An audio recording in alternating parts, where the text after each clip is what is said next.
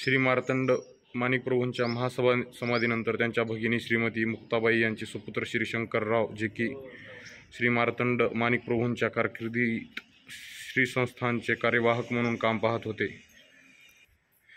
हे श्री शंकर महाप्रभू माणिकप्रभू या नावाने प्रभूंच्या गादीवर विराजमान झाले. श्री महाराजांचा जन्म माणिकनगर येथे 18 ऑक्टोबर 1895 रोजी झाला. त्यांच्या मातोश्रींनी प्रभूंची खडतर सेवा केल्यावर पुत्रप्राप्ती झाली होती, म्हणून यांना प्रभूंच्या झोळीत घालण्यात आले होते. बालपणीच पितृवियोग व मातृवियोग झाल्यामुळे यांचे संपूर्ण संगोपन यांचे मामा श्री मार्तंड प्रभूंनीच केले. कैलासवासी बाबासाहेब महाराजांच्या मार्गदर्शनांत यांचे शिक्षण होऊन यांनी हायकोर्टाच्या वकिलीची परीक्षा उत्तीर्ण केली.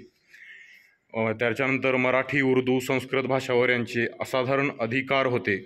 यांनी आपल्या 9 वर्षाच्या कारकिर्दीत श्री संस्थानात आज होत असलेल्या शैक्षणिक व सामाजिक क्रांतीचे बीजारोपण केले व संस्थानाच्या व्यवस्थेमध्ये काळाच्या गरजेनुसार अनेक सुधार केले. अद्वैत वेदांतावर यांचे असाधारण प्रभुत्व होते. तत्कालीन तत्वज्ञान मंदिर या मासिकातून यांचे अनेक लेख प्रकाशित झाले असून त्या सर्वांचे संकलन ज्ञानशांकरी या नावांनी